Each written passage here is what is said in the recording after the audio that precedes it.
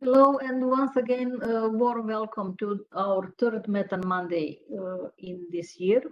On behalf of Energy Community, GIE and Marcogas.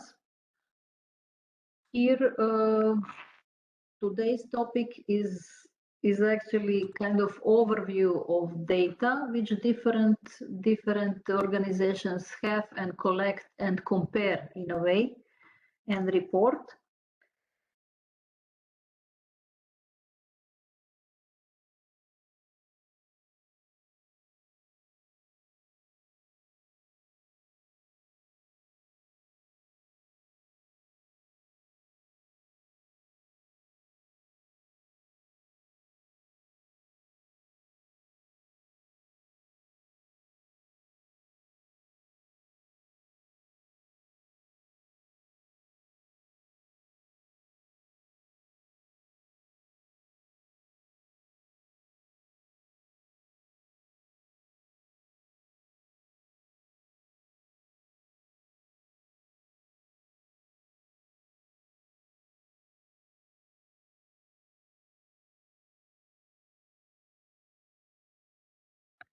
So actually, exactly as I said, I should be familiar with all these rules after two last years for webinars, but I always manage somehow to unmute myself, so or mute myself. So so for the third time, very warm welcome on behalf of all three organizations, because Methane Mondays we are doing together. So here you just have reminder of Gas Infrastructure Europe and Marcogas with their actually scope. I mean, as you know, Marcogas is Technical Association of European Gas Industry, established a long time ago in 68 in the last century, and focused on really technical things.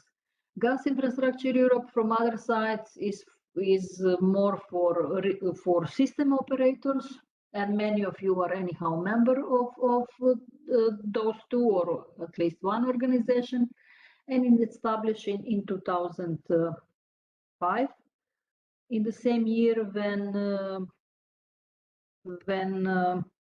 Energy Community was established.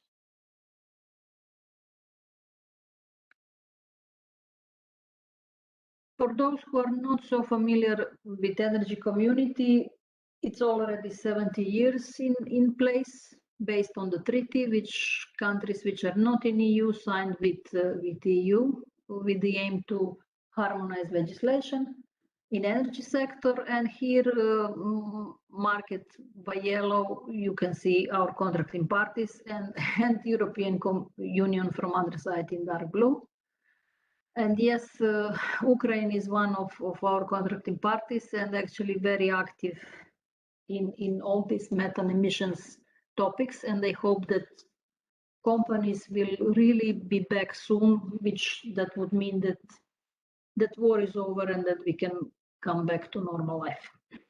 So why GIE, Marcogas and Energy Community? We started cooperation on methane emissions, and then it turned out that actually Energy Community has idea and wish to spread this knowledge at first place to our contracting parties, and that GIE and Marcogas have expertise and knowledge to be shared. But then now it's more for European member states, and to a certain extent also to companies and countries outside EU or Energy Community. Today, as I said, we have topic global overview on methane emissions, and it's meant to be presented from different organizations. So this time not GIE, not Marcogas, then other organizations and what they are doing in the field of reporting, monitoring, data comparison, but also other activities. We will have four gentlemen as speakers from different organizations. So Methane Tracker, just published for this year, will be presented by Mr. Bradariol from EAI. Then we will have Pietro Mezzano from Oil and Gas Climate Initiatives to talk about projects which they have, and then one very recent one. Then we will have Mr. Muresh Zaria, I hope that I pronounce all these names correctly, from European Gas Research Group to show projects which they have in pipe and what was finished last year. And then we have also Mr. Daniel Zavala, scientist from Environmental Defense Fund, to talk about their activities. We foreseen to have 10-15 minutes per presenter and then to have a question and answer session. I hope that we will have enough time because all in all it should be 90 minutes. So with that, I would like to invite Thomas to take a floor and to start with his presentation. Thank you very much, Carolina. Thank you for the invitation to participate here. Let me see if I can share my screen. And let's put this in presenters mode. Can you see it? Does this work well? Yes, we can see it. Great, thank you very much. So as Carolina was mentioning, we released the Global Methane Tracker. It's a little less than a month now. And before we go a little bit deeper into that, I would just like to mention that we have a couple of other reports that might be of interest. One of this is the Regulatory Roadmap Toolkit. This is where we give a step-by-step guide of policies and regulations and policy development. The other one is called Curtailing Methane Emissions from Fossil Fuel Operations, a pathway to a 75% cut by 2030. And there we have some of the measures that could be taken to the practical steps that we can take to reduce emissions. And then the Global Methane Tracker, we update it every year. This year, we've included emissions for all the sectors and then a deep dive on emissions from the energy sector, both from oil and gas and also from coal and bioenergy.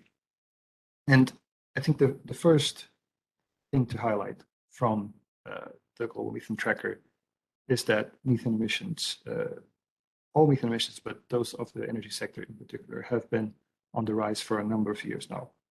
The methane, the atmospheric concentration of methane is over 2.5 times greater than at pre-industrial levels.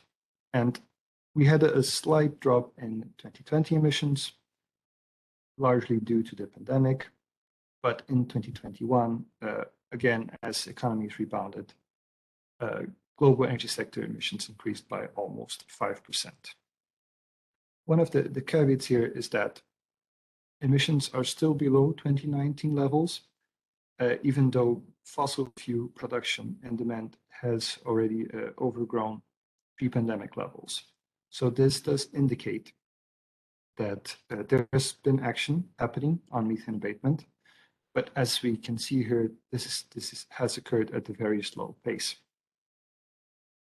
Now, when we take a closer look at this, we see that emissions in the energy sector come mostly from oil and gas, but coal also represents a large part of it. And bioenergy is, and this is mostly related to the use of traditional biomass in developing countries. And it's a very important source of air pollution, something that also needs to end quite quickly.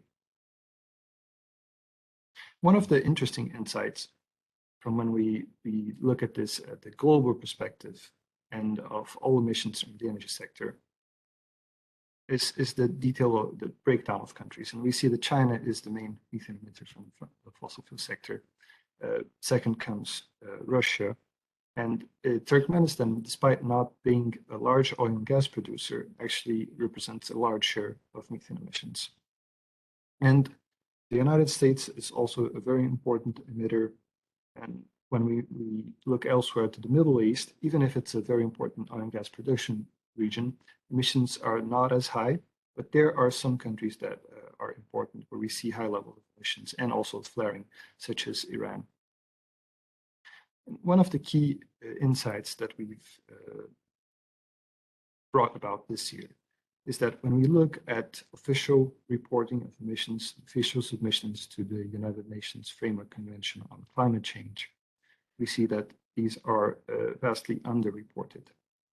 Our global estimate of methane emissions from the energy sector is 70% higher than the aggregate of reports to the UNFCCC.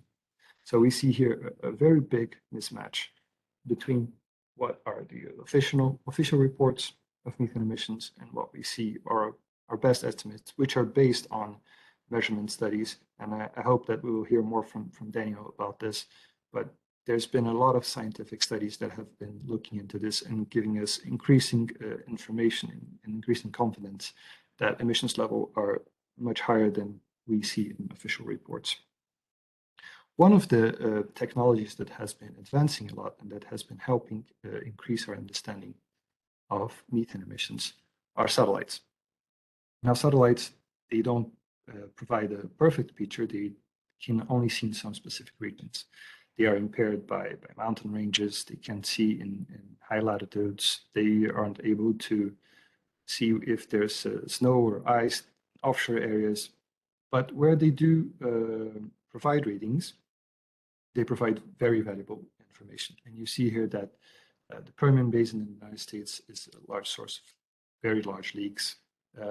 Central Asia, also we see Turkmenistan, other countries with very important leaks. And those that you see here in orange are those for the oil and gas sector, but satellites also reveal leaks related to coal operations and also for waste in agriculture, as you can see in blue. And from the 70 countries where it was possible to see for satellites to make observations, 15 of them had very large leaks from oil and gas operations. So we will need in the future a system that combines different monitoring tools. And satellites will be, we're hoping to see the release of new satellites soon that will be improving our information about emissions. Now, taking a closer look at the oil and gas sector, and we see here that Russia and then the United States are the main emitters. But perhaps what's the most interesting part of this are the methane emissions intensities. And what you can see in this chart, that this is so how much methane is emitted per level of production. And here we see both for oil and gas. And we see that the emissions intensities for different countries varies by a factor of 100. So if we take a look at Norway, which is one of the best operators, we see a very, very low emissions intensity. And if you look at other countries like Turkmenistan or Venezuela, we see that there's a lot of leaks occurring. And it's not probable that all of the countries, all of the operations could move to be as low as Norway, but they could certainly move in that direction. And if that were to happen, if we could see all countries perform as well as Norway, methane emissions from oil and gas operations would fall by well over 90%. So this shows that it is possible to reduce the levels of methane emissions. We just need to deploy the technologies that are available. We need to have the right controlling systems. We have to have the right policies in place. And if we can move to the next slide, I think an important point, and you're probably all very well aware of this, especially at the prices of gas that we see today, is that methane is the main component of gas. And this means that especially in the oil and gas sector, when you deploy a measure to capture methane emissions, it very often will come at a very low cost. When we look at this at the global level, taking into account reference prices for the last 5 years, over 40% of oil and gas emissions could be reduced at no net cost using well-known technologies. At today's elevated prices, almost all of the options that we see here would be cost effective.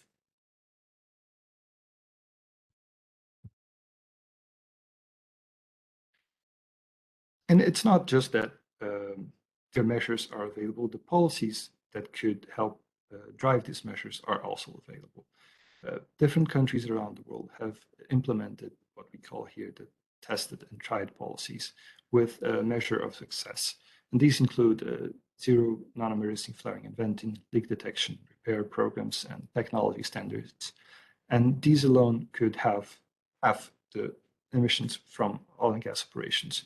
And they don't really require robust monitoring systems. They do require some monitoring, they do require follow-up activities, they do require that you measure compliance, but they don't require robust measurement, which will be needed and we should be focusing on that now, so that in a couple of years we can implement other policies that can drive down further methane emissions. But this is just the point that we don't need to wait to take action. We know some of the solutions, very important solutions that can be used right now, and we know which policies that can be used to drive those solutions.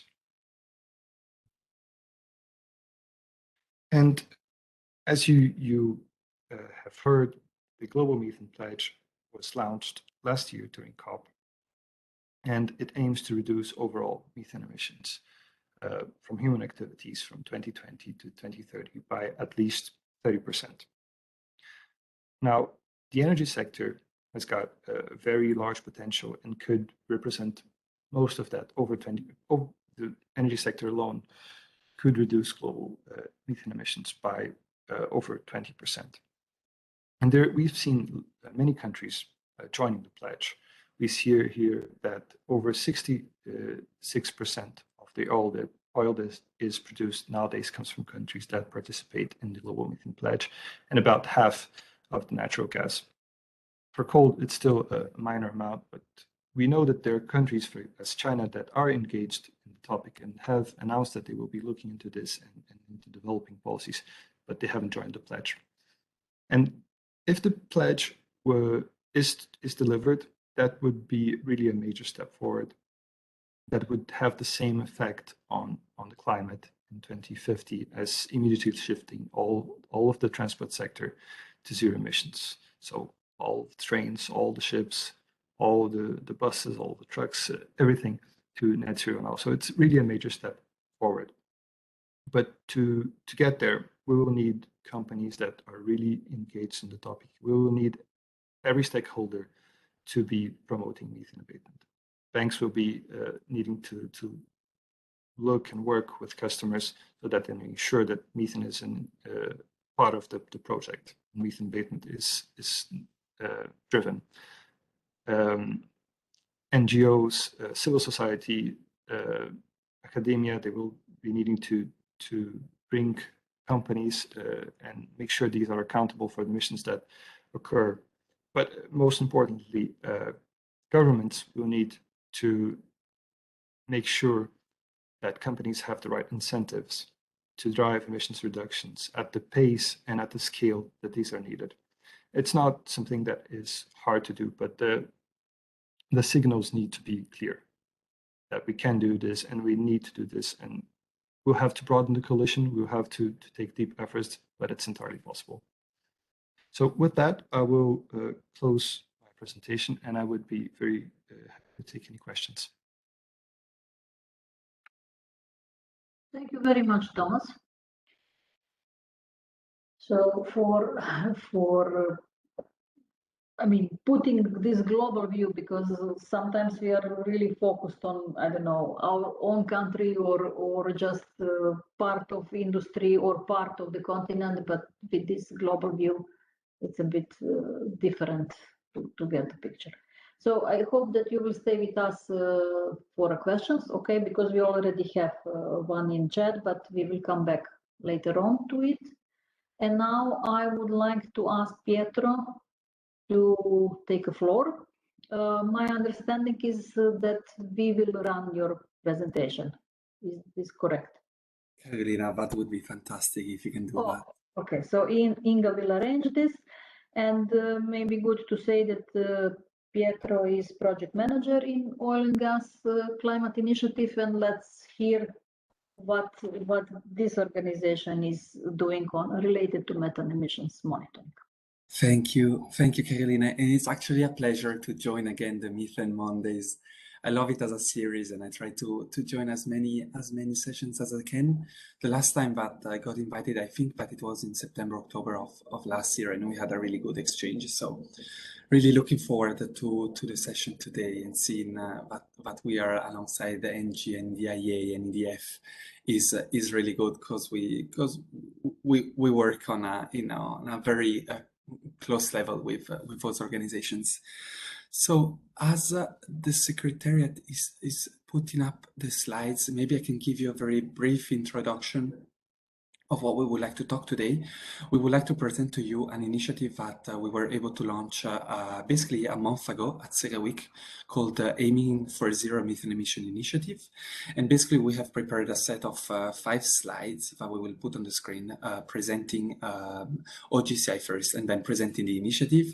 And I would very, very much welcome any comments or reactions or questions or requests for follow-up from the participants to this call, if it's okay. With that said, maybe we can go with the slides. I'm not sure that I can see them right now. Would you like me to put them on the screen? Or maybe I'm the only one not seeing them. I can't see them either, so.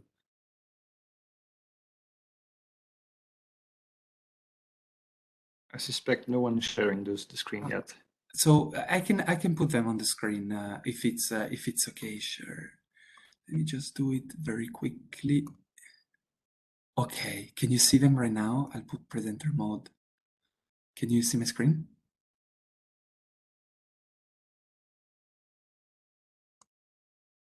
Yes, we do. Yes, Okay, yes, amazing. we can see you, and sorry for Okay, that. okay, no worries, no worries. There's only a small echo, but it's gone now. Okay, so a very quick slide to present to GCI. I'm sorry, but I'm hearing an echo. Carolina, it might be on your side. Thanks a lot for muting yourself.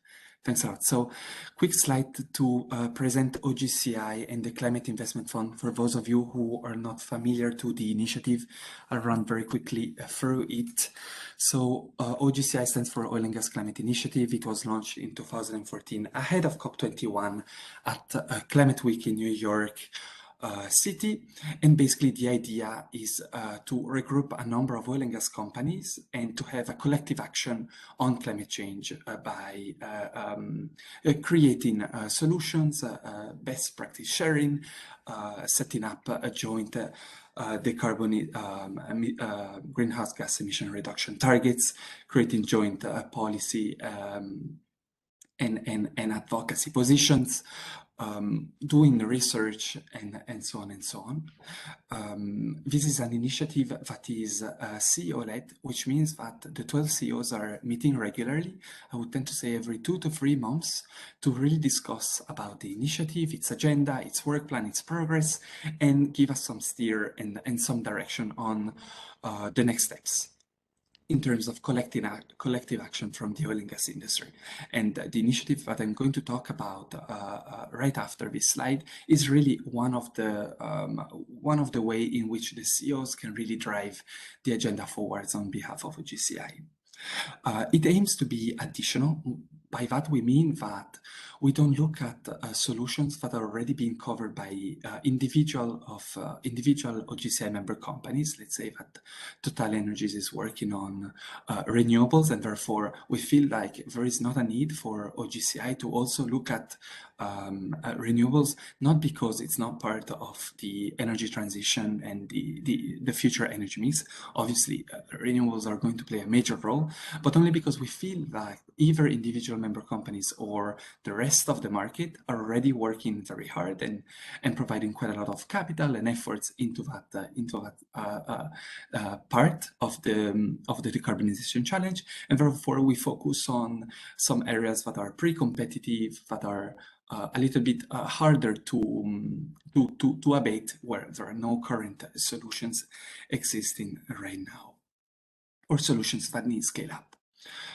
It also aims to be ambitious and action-oriented, as we will see later on. In 2016, the CEOs decided to also launch this climate investment fund that you see in the second half of the slide. And basically, this is a $1 billion billion plus fund that looks at taking equity share into low carbon technologies and development of low carbon projects like CCUS. And then they take equity, they put somebody from the climate investment on the board of directors, and then they try to scale up and deploy those low carbon technologies as quickly as possible so that they can obviously recover on their initial investment, but at the same time have a climate impact. And actually the climate impact is by far the most important metric that they look at when they do an investment into these low carbon technologies. So really two separate organizations, but we work side by side because we have the same goals and we share the same goals, but at the same time we feed one with another, technologies and policy and target setting, this kind of very synergetic relationship. So if we take a step back, in December of last year, a number of the OGCI CEOs met at ADIPEC in the Middle East, and they were commenting on the Global Methane Pledge that was launched a couple of months before at COP26. And they were also discussing the current geopolitical and energy landscape. And there was a very strong feeling that the oil and gas industry had to take a very strong and ambitious action to support the Global Methane Pledge. One of the CEOs in that meeting suggested an idea to have a zero tolerance mindset or approach towards methane leak in a similar fashion to what the oil and gas industry was able to create when looking at oil spills or at safety related topics, right? And so our ExCom chairman from OGCI was sitting at the table with the CEOs and basically received the mandate to explore developing an initiative, but really tries to create this mindset change for oil and gas signatories that support this initiative to eliminate methane. And so that's pretty much what we did in the next couple of months between December and March of this year. We were able to create such an initiative and launch it successfully at CERAWeek on the 8th of March. And so if we move on, sorry, that's me sharing this screen. So I'll move on to the next slide. That's what you see here. This is a picture that we took during the meeting on March the 8th in Houston with a number of CEOs from the OGCI member companies, but also non-OGCI member companies. And really the vision of this initiative is to call for an all-in approach that treats methane emissions as seriously as the oil and gas industry already treats safety. So what does that mean in the essence? We have created a text and we have published it, that you will be able to see later on, that spells out a number of principles around methane emission elimination. And it's really addressing two sets of stakeholders. The first one is oil and gas companies across the full value chains, irrespective of their geography and location, right? So we could talk about integrated oil and gas players, but also pure refiners or pure transmission and distribution operators or pure retail players as well. And the idea is to call for is to aim for a zero methane emission initiative, for zero methane emissions by 2030. The other set of stakeholders that we are targeting in terms of joining the initiative is any other player that can have a positive influence on reducing methane emissions. So by that we mean civil society, NGOs, academia, intergovernmental organizations that play a role in supporting oil and gas companies in reducing their methane emissions.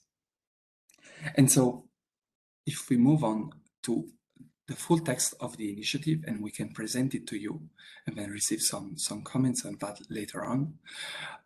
It starts, this is the text that was endorsed by the 12 CEOs from OGCI. And it's basically supporting the initiative. As you can see, it's quite short.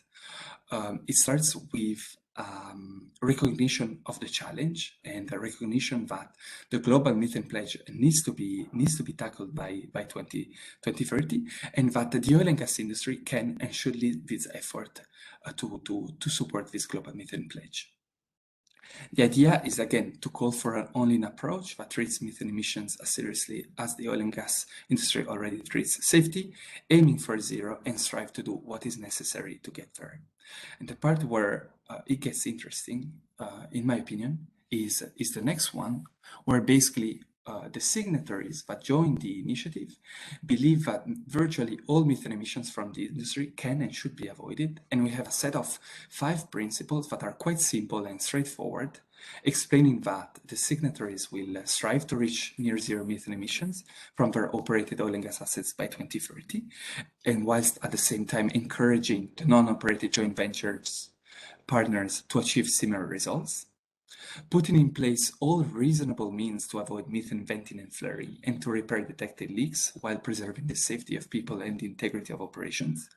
The word here was carefully chosen. We decided to pick reasonable means because we have seen that in some very specific and exceptional circumstances, the technologies and the capital that is required to mitigate some very small methane leaks are very great and quite expensive and resource intensive, and therefore we decided that the focus would be on the 99% of the methane emissions rather than the full 100%, recognizing that at times methane emission can happen for safety issues or because, again, the cost of abatement is much greater, and we could deploy those resources in a different way to reduce methane emissions and greenhouse gas emissions in general more effectively.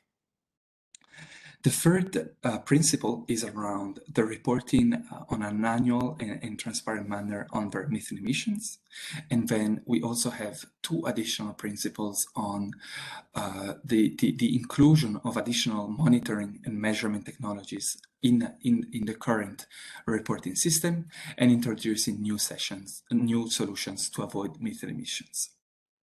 Finally, 1 principle on the support of the implementation of sound regulation to tackle methane emissions and encouraging governments to include methane emission reduction targets as part of their climate strategies and NDCs. We finish with a couple more paragraphs. One is to say that we welcome, again, all oil and gas companies to join us across the full oil and gas, natural gas value chains beyond the OGCI membership to join.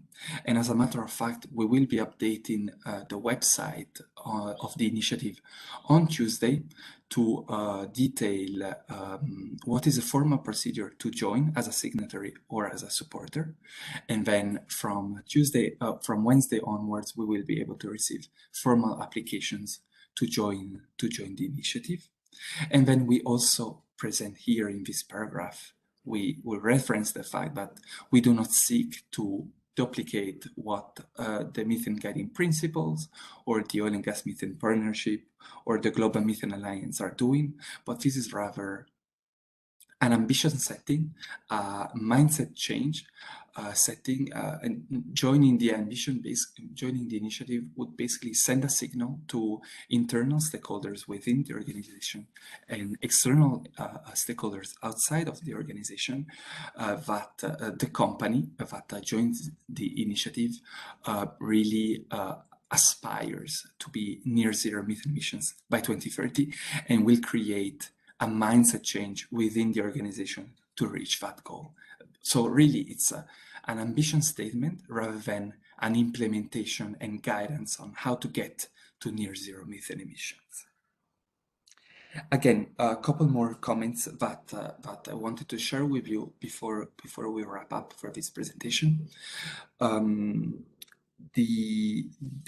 we aim is that by COP27 we will have enough signatories and supporters that have joined the initiative that this initiative will become quite visible, and therefore it will become quite important for the individual signatories to achieve the the principles and the commitments that they have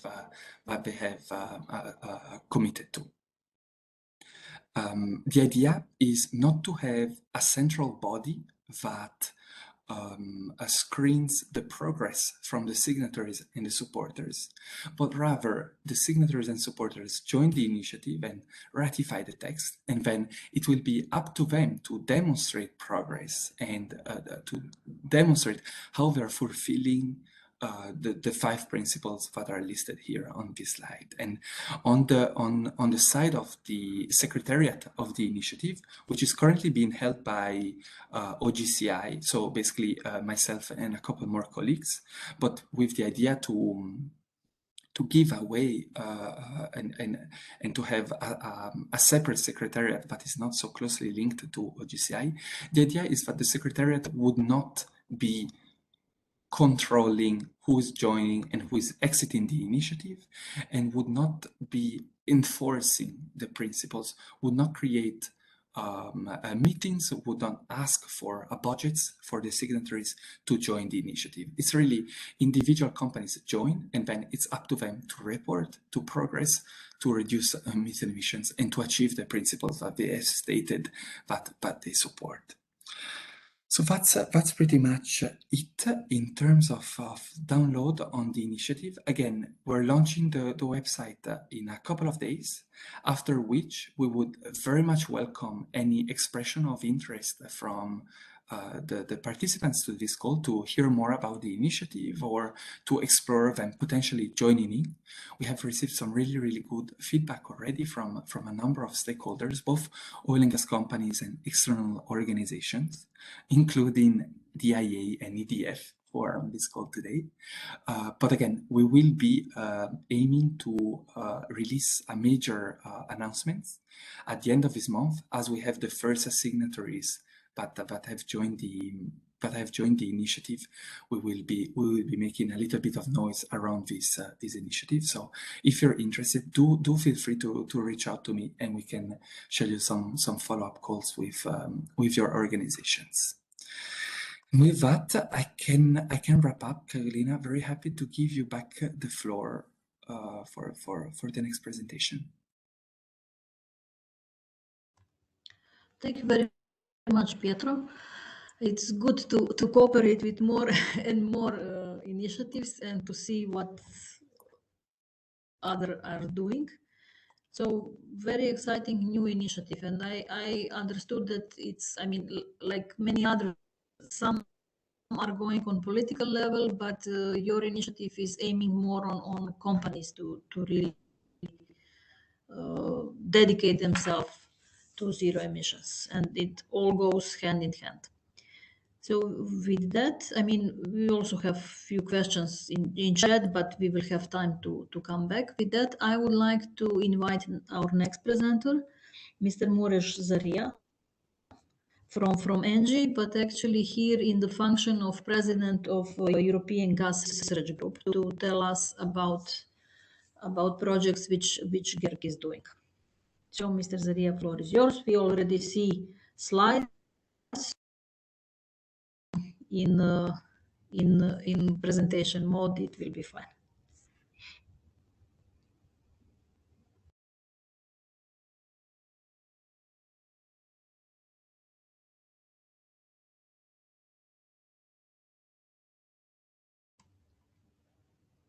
Screen?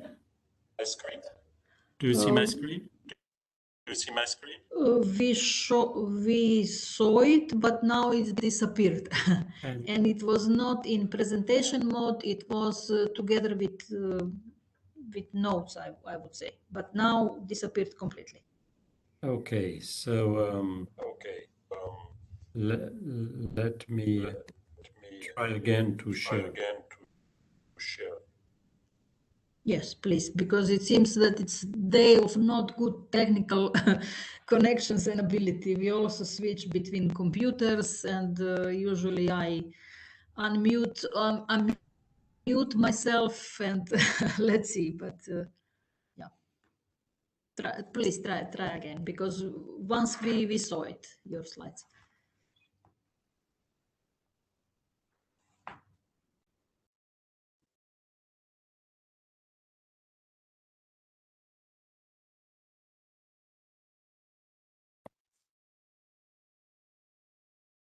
It just the fact of going from duplicating the presentation, I think that kind of made it a little bit, yeah, that I have to reopen because that closed the PowerPoint file, so bear with me one moment. So I'm Maurice Zare, I'm a Senior Lead Scientific Advisor in NG Research, and as you mentioned, I speak here on behalf of Gerg. Just getting hold of the presentation again.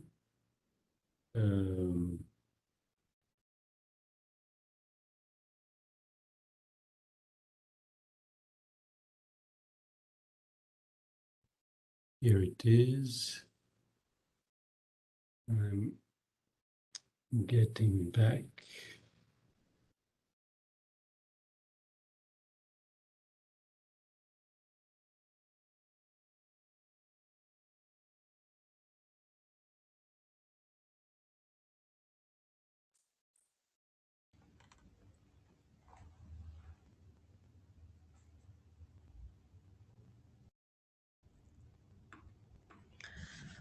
So maybe if you Unfortunately, don't mind, not yet.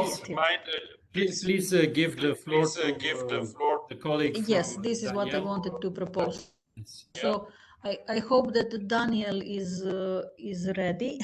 Daniel Zavala from EDF with his presentation, if possible, Yes. and then we will come back to Gerg. Oh, okay. Thank you very much, Daniel. Daniel is a senior scientist in Environmental Defense Fund, and I have to admit that this is at least familiar to me out of all organization, but doing really scientific work. So please, Daniel, present yourself and projects and organization.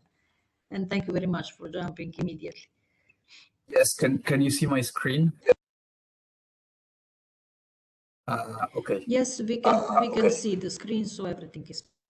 Thank you, Carolina. Yes. Please, So go my name is Daniel Zavala.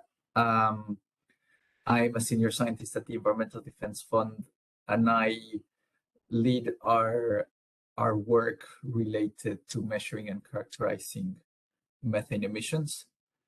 And the plan here today is to, I mean, I think there's some nice links to what Tomas and Pietro already presented in terms of the importance of just knowing the scale of the problem, knowing where the problem is, and then using this information to increase the momentum and the action in terms of methane emissions.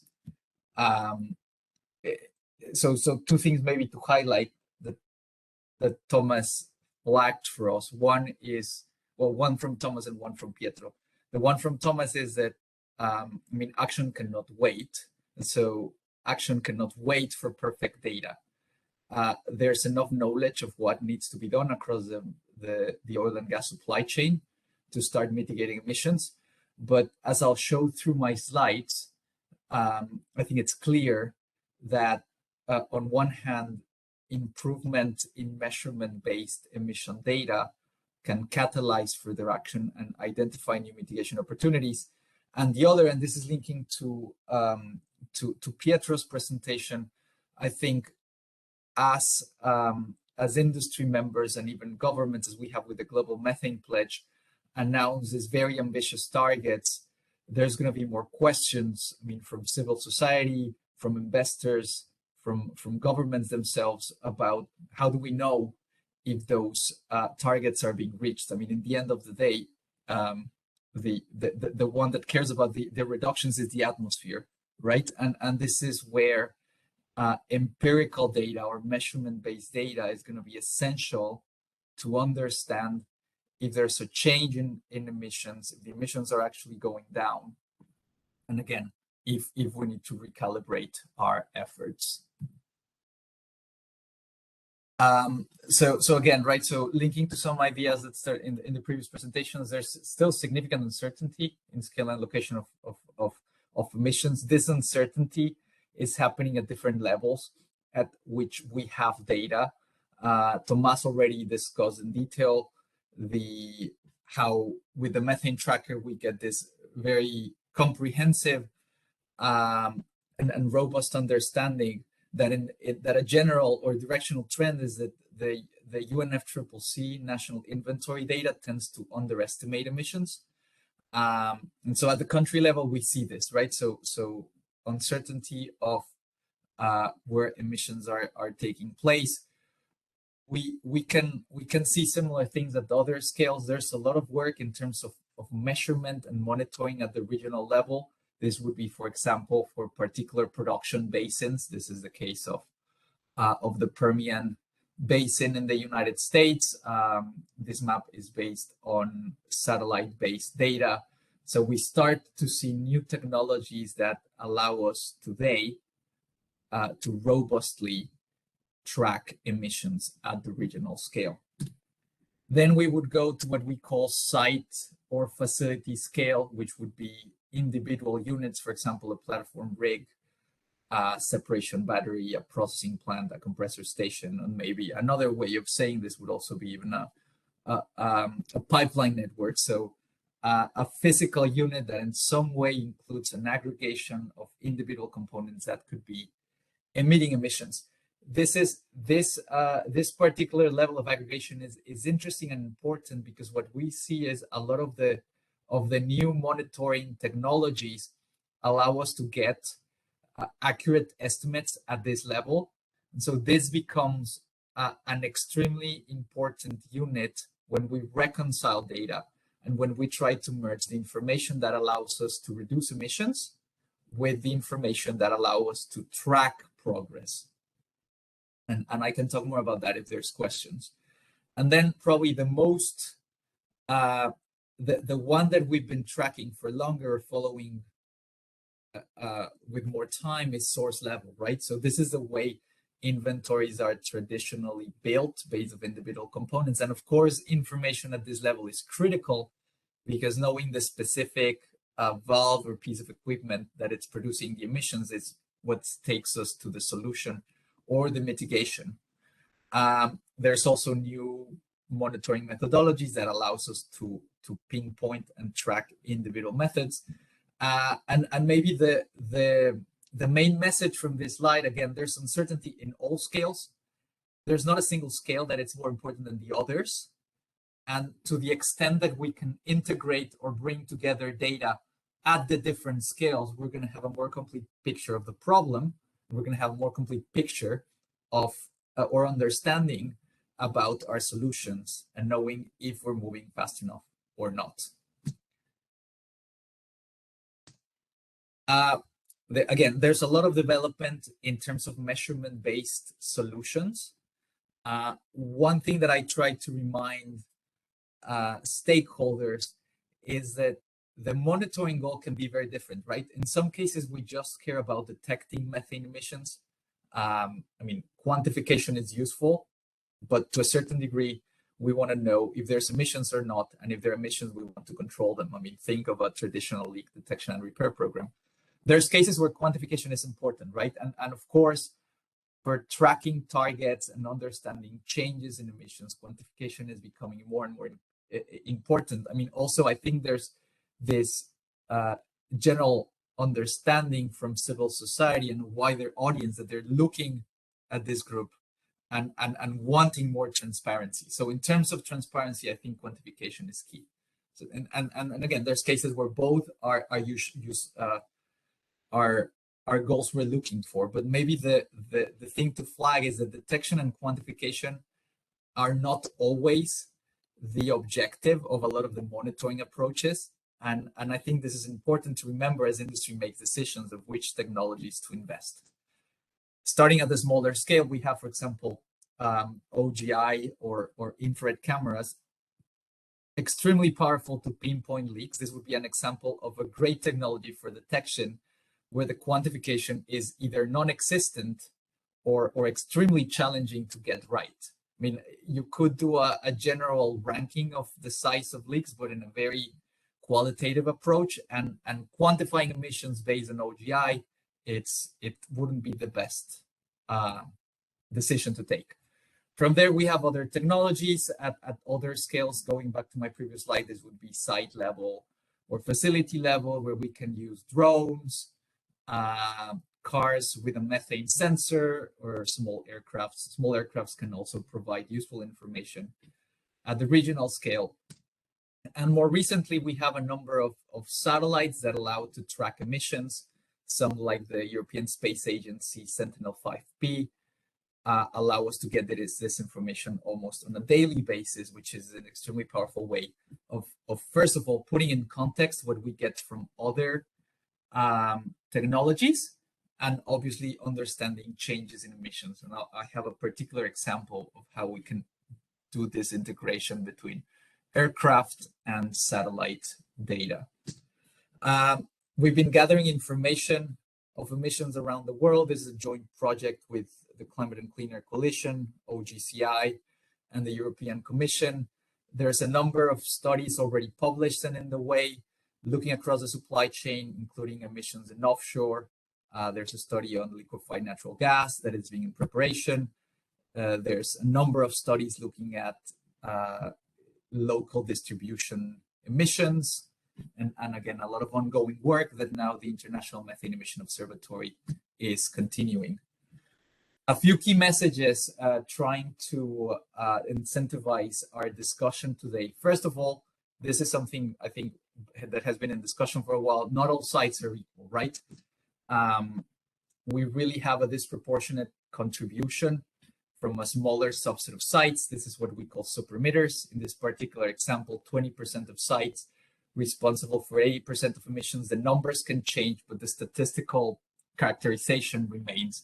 We've seen this across scales and across the supply chain. And of course, this matters, one, in terms of how you estimate the emissions.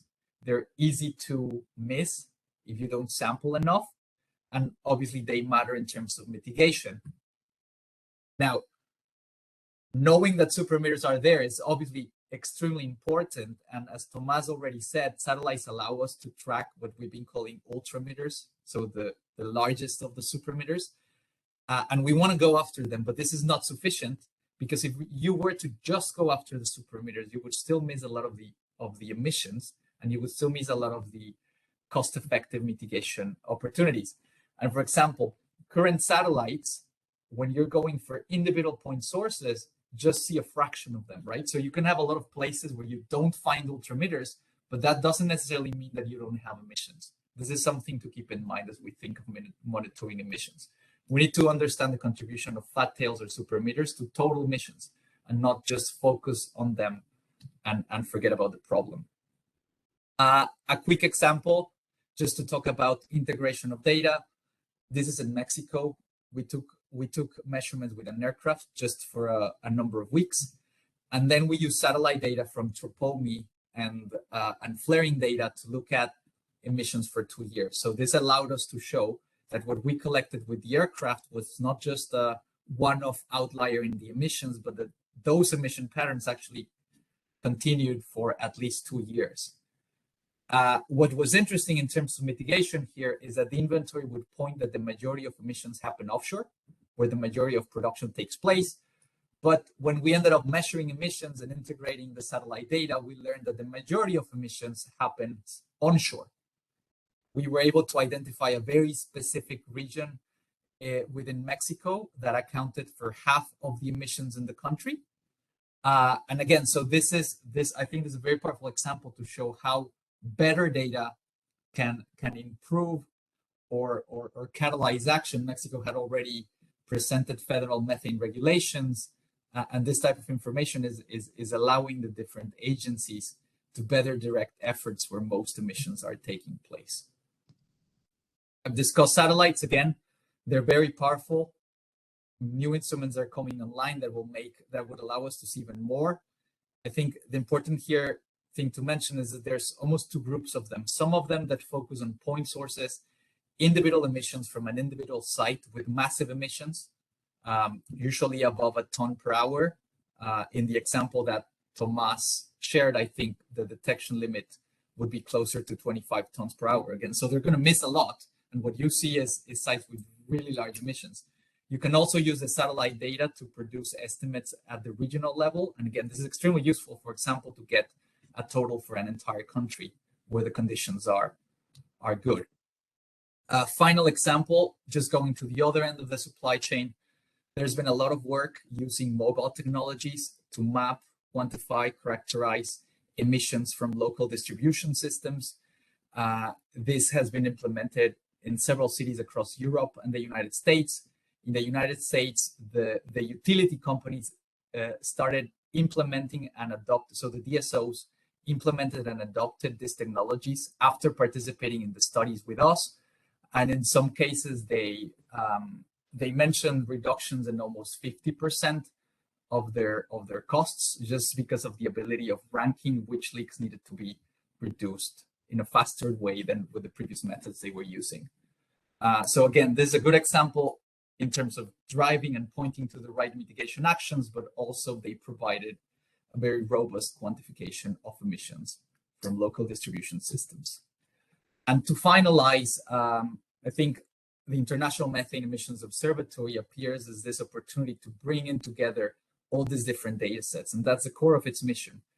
Ingesting what OGMP is going to be producing in an aggregate way, incorporating science studies, national inventories, and satellite data to produce this full picture of where emissions are, what's the magnitude, and what mitigation opportunities we have that we haven't considered.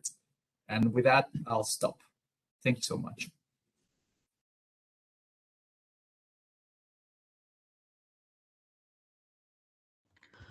So thank you, Daniel. Thank you very much. It's interesting to see from I don't know, different angle, putting data and measurement on place. Now I have question, but I will come back later on.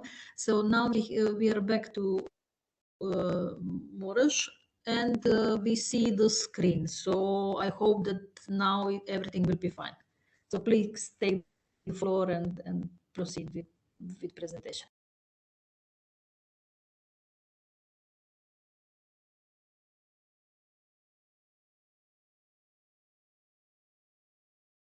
Can you hear me now? Hello, can you hear me? We can hear you. Yes, we can hear you, and we can see slide not in perfect mode, but maybe better to keep it like it is, not to lose it again. Yeah, now it's this presentation full screen slide. Okay, sorry for the. Can I have maybe someone muted with who generates the feedback? Would be very helpful. So sorry for this for these difficulties. I don't know what makes it happen, but hope now that I can go through the slides. So just for those of you who haven't been familiar until now with GERG, which stands for the European Gas Research Group, we're more than 30 members from industry, research organizations, and academia. And we work closely with the European Union, CEN, and partner with other associations, both in Brussels internationally, and work in a lot of EC co-funded projects. So on the topic from our three priorities that are hydrogen, biomethane, and methane emissions, let's focus on the latter. And as mentioned, we are focused on research. So our aim is to develop those R&D actions that help improve the understanding on one hand side, but also to quantify methane emissions from mid and downstream sectors to better target reductions.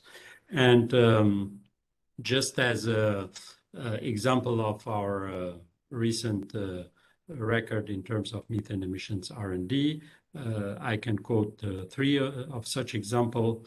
One is the methane emissions estimation method, which was initially developed by DBI in a GERG project for distribution networks. And this method was picked up by Marcogas and GIE, and then further developed into what is currently the OGMP 2.0 reporting framework. So here we had a really a foundational role. Our work had a foundational role in what is today OGMP 2. Also, that was followed by a project from Kiwa to quantify underground leaks from distribution pipelines with the suction method, and also in parallel, a gas system from Poland pioneered a project on measurement of gas emissions from transmission system, providing tools, practical tools for detection and for their detection and measurement in field application. So based on that that history, I would say, on work on these topics, we also developed a more comprehensive R&D roadmap that aims to describe what we see as the way forward to address the R&D gaps and to integrate our initiative with other ones ongoing both in Europe and internationally.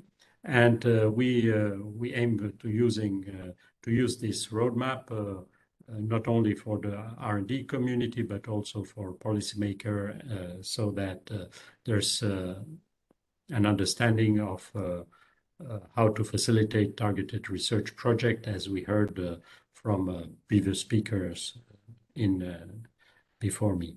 So, and for each segment in the value chain, as you can see on the right-hand side, midstream, distribution, utilization, and biomethane, we address 3 types of topics like detection, quantification, and mitigations. And we also propose some tentative timelines that represent the criticality, at least our view on the criticality. So this is a busy slide. I won't go into all details, but it just shows that it all starts with the inventory of the emission sources and with the types of asset, as heard earlier from Daniel, also the types of emissions, whether fugitive, ventive, or incomplete combustion.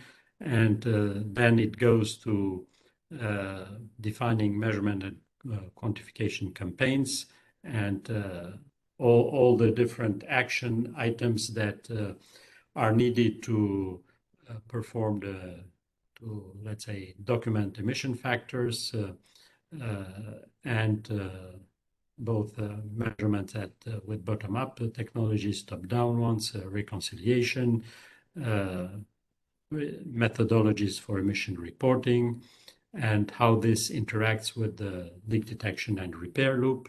So only this would take quite a time to go into details, but just to mention that we have an overall view of the different elements that fit together. And here, just to share on part of those, to focus on a few topics that we identify in the mid and downstream. Typically compare different detection and quantification techniques, work on the methods to reconcile data from different sources. We heard previous speakers insist on that, as well as validate new technologies and develop improved correlation factors. Also, in terms of documenting emission factors, converge towards a European database. Also work on the activity factors. Once again, Daniel mentioned how important it is to sample in such a way that the high emission events are correctly spotted, and also that with the aim to help being as efficient as possible in reducing emissions. And obviously, mitigation is a key focus, not only in terms of best practices for LDAR, but also in terms of more efficient and cost-effective technologies. And more globally, also linking towards what we heard from IEA and from EDF, the issue is how to target, based on cost abatement curves, the most efficient, effective measures to reduce emissions. And by the way, I would like to highlight that there seems to be a trend that was picked up also by Christophe in the chat, and that struck me also in the comparison of reported versus measured estimated emissions. Europe is really an exception, because apparently the reporting is higher than what was measured. So I think that stresses the need to have really a European approach. And that's what GERG with other organizations is trying to do. Very quickly, the same has to be implemented also on the LNG, and recent developments in the current situation has shown that LNG is likely to have a significantly increased role to play in the short term. So won't go into details, but just to show you what it looks like, what these roadmaps look like, for instance, on transmission and LNG, with some actions to undertake earlier than others, like comparing different measurement technologies, develop new generation of high flow samples, develop infrared technologies, and many others. And for distribution networks, also do similar comparison of measurement techniques, but applied to the characteristics of distribution. Earlier, Danielle mentioned that, well, pipeline system can be considered as facilities indeed, but their characteristics differ hugely from a very concentrated industrial site. So all this need, there's no one solution fits all or we are not in a one solution fits all situation. We need to develop approaches, technologies, methodologies that fit the different situations and their specifics. So just an example of what we are doing now. Last year, we finished the state-of-the-art study on site-level technology. This was led by the Rice Research Institute of GRT Gas, and looked up many available technologies for site, but also source level quantification of methane emissions, and therefore allowed to identify the best available technologies to be then tested in blind tests in the phase 2A, which is in the middle. That's a technology benchmark of these site-level technologies that was led by Enagas end of last year, and that is being now finished. As you'll see in the next slide, and we're now organizing already for the next phase, which is 2B, where source and site level reconciliation will be investigated on test site. And this project is also led by Enagas as the previous one. And all this, the final aim is obviously to develop a set of guidelines to be applied when top-down methodologies are used, as well as develop a harmonized approach when we combine those measurements from top-down with bottom-up, as also mentioned earlier by Daniel. So a more specific overview. As you see, the state-of-the-art was the work from Rice was peer-reviewed by independent scientists, STNO and LSCE. phase 2A, which was the blind testing to quantify performance on a mothballed compressor station in Spain. Those tests lasted for 1 week in October 2021, and they addressed, well, they involved 9 top-down and 3 bottom-up technologies, and the independent scientific analysis is performed by LSCE. And that allowed to further refine the number one. This is really important because this is the first time ever that such a blind test was performed on an actual industrial facility, as you can see on the picture. And it was also very specifically aimed only at quantification, didn't include detection. So I think we're very keen to see this result that will be also published, will be topic for a scientific publication.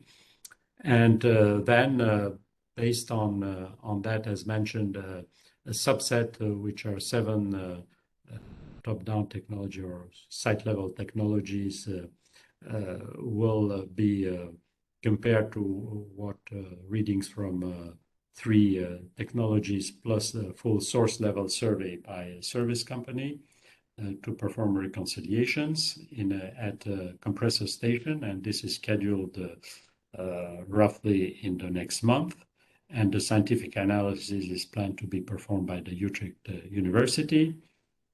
And based on the findings, also additional facilities like a larger and more diverse compressor station, underground storage facility, LNG regasification terminal, valve nodes, etc., will also be addressed. So as you see, we are very keen to get a real hands-on and very rigorous understanding of the uncertainties that are related to top-down and bottom-up technologies. Some of these technologies exhibit really high uncertainties, so that opens indeed the question on how to best use them. So I would say the methodology is a significant part. So this is ongoing work, and we'll report more as soon as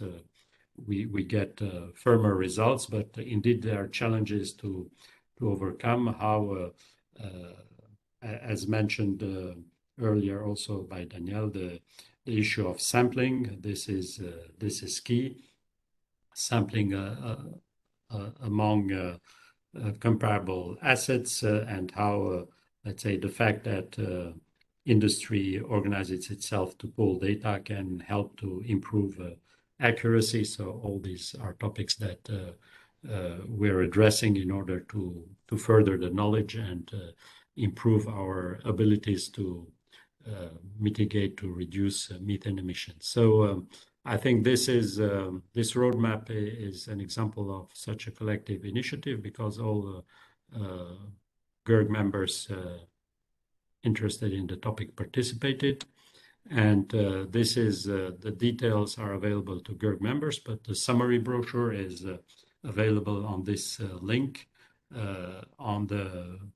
When we celebrated our 60th anniversary in December last year, that was the opportunity to publish the 3 roadmaps, and one on the methane emissions management and the 2 others on biomethane and hydrogen.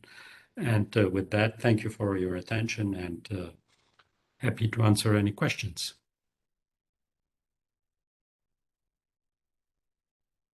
Thank you very much for slides, and thank to all presenters today, because it's so much data and so much work behind it. It's really impressive.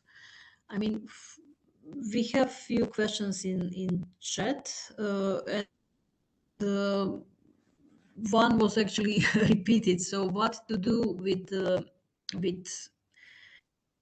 when data are different. For example, if estimation is I don't know, lower than a reported result or vice versa.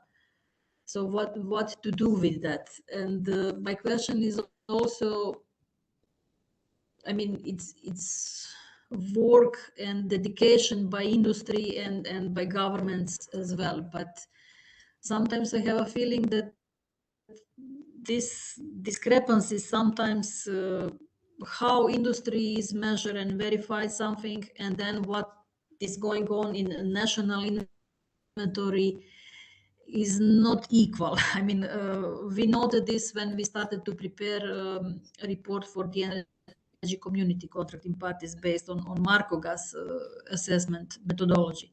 And then national inventories were kind of a bit different, especially for some parts of the industry. So that would be question to all four presenters. What somehow to do in such cases? What would be the best approach? If somebody would like would like to take this question. Perhaps I can start and then give the floor to others. Yes, yes, please go, Thomas, because you were silent for a while. So let's start then from your side. Thank you. So I think that the first point to make is that there's not that much data available. When we looking at the question of the chat for Europe, for example, we have some measurements across particular parts of the industry. We have a few measurements on Norway, on the Netherlands. We have a couple of studies on the North Sea, but by and large, we don't have that much measured data in Europe. So the amount of uncertainty that goes into estimates is quite large, both in official estimates that generally use IPCC guidelines, but also at IEA estimates and also estimates from companies and others. So I think we definitely need more measured data. Technologies are making this more cheaper and easier to do. So I think hopefully we will see progress on that front. But I think one of the points is with the data that is available, we need to think about what is representative and what are the particular conditions of each facility, of each country, of each segment of the value chain, so that we can try to put together information in a consistent way. But we also need to be working on expanding measurement efforts. And I think the IMEA, and perhaps Daniel can speak a little bit more about this, will have a very important role into, as we get more and more data, as we have different sources of measured data, but also of reported data, how do we integrate this and ensure that these are managed in a coherent way. And if you'd like more specific information on Europe and our estimates of Europe and what are the biggest uncertainties there, then I'm happy to come back to this. Thank you. Thank you, Thomas. So maybe Pietro or Daniel or Muresh would like to pick up the same question. Yeah, I can be brief. I mean, just to Yeah, thank you. Thank you. link to what Thomas just said. Yeah, so I think at the core of what the International Methane Emissions Observatory is designed to do is exactly this, right? So how do you integrate different emissions data streams to create a comprehensive picture of emissions? I think the other important thing to remember is, so this discrepancy, as you were saying, Carolina, is different when you compare country level data, right? As Thomas was saying, in a lot of cases, this is based on relatively simple emission factors that in a lot of cases are not even validated or verified for local conditions for a particular country. So that makes it even more, I mean, it's not surprising in that regard that there's discrepancy when you then do measurement-based data. And I think this is some of the trends that we're starting to see with the methane tracker from IEA. when you're looking at a group of sites in a particular production basin and you find a discrepancy, I mean, that tells you something different, right? And I think part of it is not necessarily that there's just two numbers and they're independent, but how do they work together? And how does a discrepancy gets, in this case, the operator to ask the right questions about either sources that are missing or mitigation opportunities that are not there. So it's almost a process of reconciliation that allows to discover things that were not known before about the system.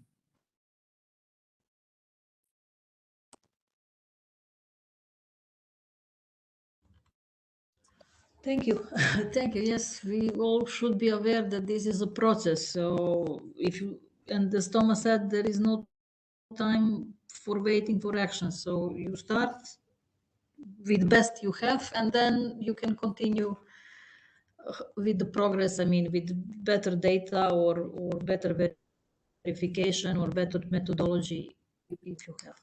So Yes, Pietro, would you like to add to that, and then to Muresh, and I also saw that you have direct question to Thomas, so we will end up with you, Muresh. So, but in the meantime, Pietro, please go ahead. Thank you, Carolina. Very quickly, I can follow up. Great comments from both the IA and EDF. Very much aligned. If I may add some additional flavor, at least what we see from the OGCI member companies in the discussion that we have with non-OGCI signatories, and provide some additional perspective from a part of the oil and gas industry. Different oil and gas players are at different levels in the reporting. Just taking the example of the OGMP 2.0 and the report that we published on the email just shows the breadth and difference and the journey towards gold standard of levels 4 and 5.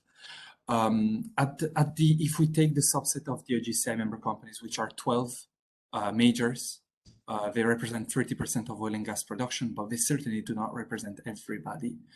I think that they are between the level 3/4, basically, of OGMP, which basically means that they have specific emission factors that are specific to each asset, and they are starting exploring how to include measurements in the direct measurements, top-down site level into the reporting effort.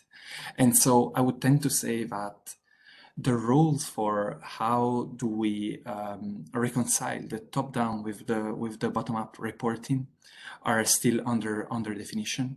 We know that OGMP, the Uncertainty and Reconciliation Task Force within OGMP, did some progress and has finalized principal documents that provide some indication on how to do this kind of reconciliation, but it does not spell out what exactly has to be done, what technology to be deployed over what kind of asset, over how many times per year, in order to be statistically representative and be confident that the reported emissions are informed by the measurement. It's a complex and complicated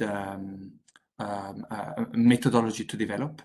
Nevertheless, just for your information, with IPCA and IOGP, we're starting again an effort in 2022 to try to develop a best practice guidance that provides the oil and gas users focus on the upstream for the time being on what is the best combination of emerging and incumbent technologies to get the best outcome on the detection side and to get the best outcome on the quantification side. Now, what is the right combination of technologies, both the known and the less known ones? So we hope that we will be able to provide some additional guidance to the oil and gas industry in that direction, and then over the next couple of years to be able to really integrate the measurement into the reporting of methane emissions. Okay, well, thank you, Pietro, and two other colleagues before. I think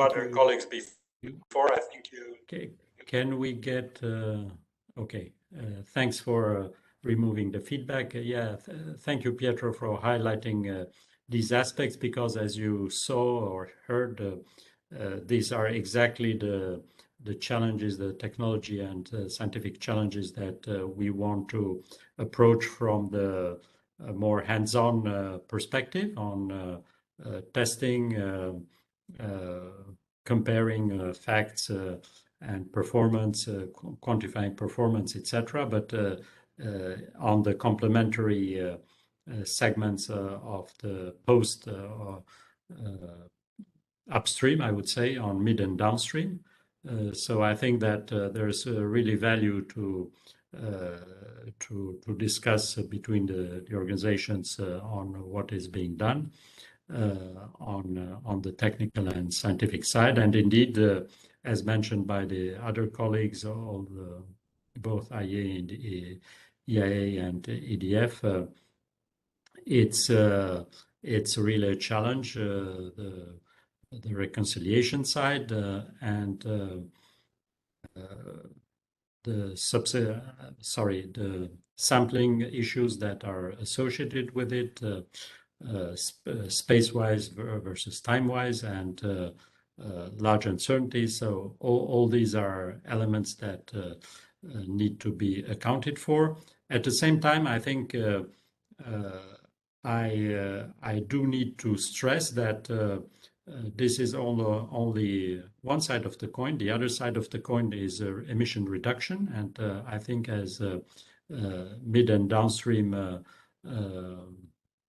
operators and scientists who work with us, we also focus efforts on the reduction. So indeed, there's a very clear link that was made by Daniel earlier, that between the super emitters or ultra emitters and the need to spot them in order to take care of them, and that's a very immediate link on how to reduce emissions. But then indeed, how to be most effective to spot those emissions and how to manage the other emissions. I think that as much I would say the detection quantification side requires attention, as much attention is needed also for reducing and mitigating methane emissions. So I think we are very keen to keep a strong balance between those sides of the coin.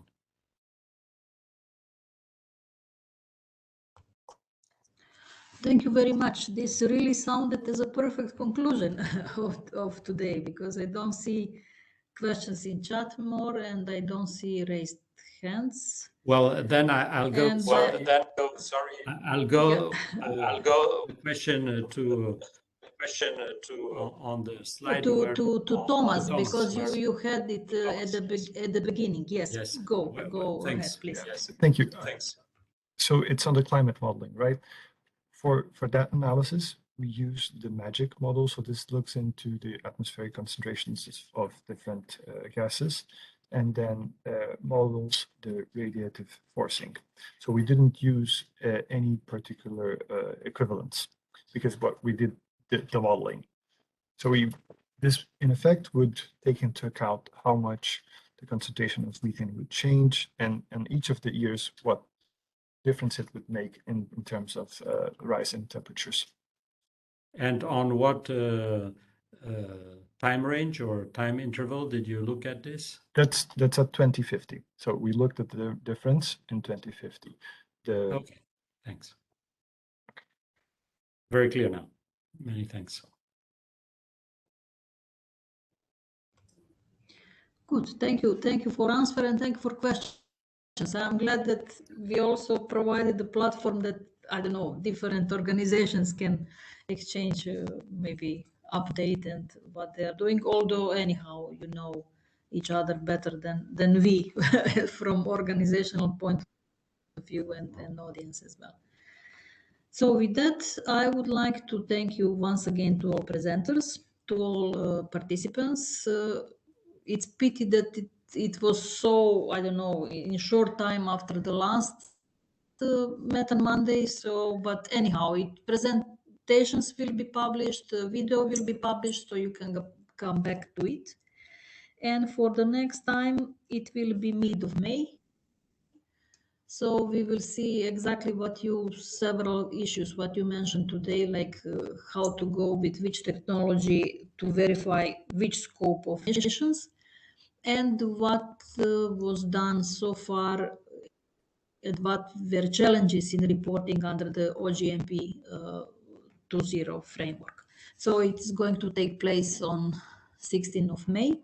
And in the meantime, I wish you nice month, nice holidays, all the best for Easter. So see you in 1 month's time. Thank you very much.